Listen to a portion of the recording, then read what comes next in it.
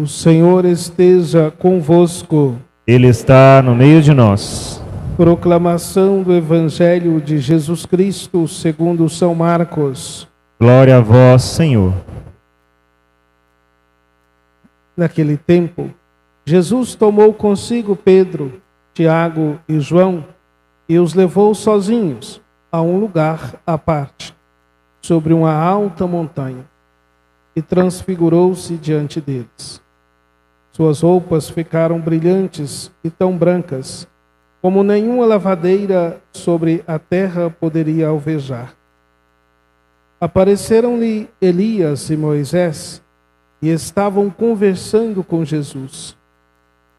Então Pedro tomou a palavra e disse a Jesus: Mestre, é bom ficarmos aqui. Vamos fazer 3 tendas, uma para ti, outra para Moisés e outra para Elias. Pedro não sabia o que dizer, pois estavam todos com muito medo. Então desceu uma nuvem e os encobriu com sua sombra. E da nuvem saiu uma voz: Este é o meu filho amado, escutai o que ele diz. E de repente, olhando em volta, não viram mais ninguém, a não ser somente Jesus com eles. Ao descerem da montanha, Jesus ordenou que não contassem a ninguém o que tinham visto, até que o Filho do Homem tivesse ressuscitado dos mortos. Eles observavam essa ordem, mas comentavam entre si o que queria dizer ressuscitar dos mortos. Palavra da salvação. Glória a vós, Senhor. Meus irmãos e irmãs, que também reza conosco da sua casa, nosso segundo domingo do tempo da Quaresma. Os domingos da Quaresma são temáticos, né? Lembramos que conversamos com a quarta-feira de cinzas, que inicia convidando à oração, ao jejum, à penitência, e nos lembrando que esse tempo da Quaresma é um tempo espiritual, um tempo para crescermos na espiritualidade, para fazer a experiência com Deus. Depois, o primeiro domingo passado, Jesus vence as tentações e nos ensina a vencer, nos convida a ter a perseverança no seu seguimento. E hoje nós somos convidados, assim como no Evangelho convida Pedro, Tiago e João, hoje somos nós. Cada um de nós somos convidados a subir ao monte com o Senhor, a contemplar a festa da transfiguração que acontece no dia 6 de agosto, né? Lembra um pouco isso, né? Além da humanidade, além da aparência, né? A manifestação da glória, transfiguração, além da figura, a manifestação da ressurreição, a manifestação de Deus. Então nós somos convidados a contemplá-lo transfigurado, mas ainda a nos transfigurarmos com ele, a fazermos esta experiência com Deus. Pois bem,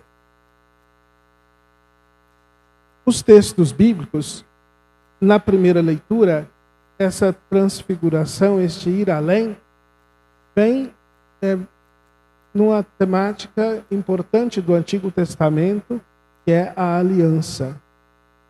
Abraão, como aquele que é obediente, que é fiel, que faz algo que é extraordinário, impossível, né? Na aliança, né?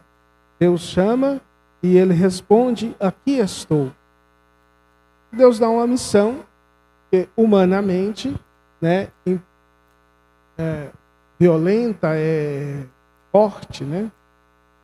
Humanamente é impensável, né? Mas Abraão vai pela fé. E quando a gente é criança, ou então para as crianças, às vezes, né, vai contando a história até que o anjo do Senhor fale: Abraão, Abraão, graças a Deus, né, um alívio, chamou, né, aquele alívio. Né? Nós temos hoje a presença, claro, das famílias, né, mas é o último domingo do mês, sobretudo a liturgia, com a participação das famílias, né, temos aqui o pai, a mãe, os filhos, né?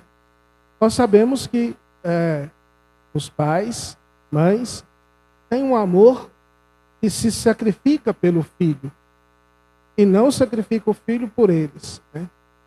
Se tiver alguma coisa para comer e que for só uma coisa que o filho gostar, a mãe ou o pai se sacrifica, né, ao posto do filho.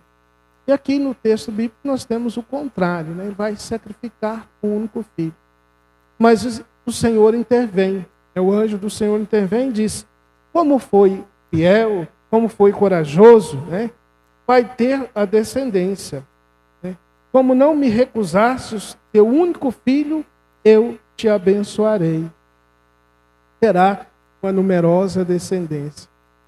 Deus é aquele que intervém, que faz aliança, que cuida, que está para a vida, para o homem.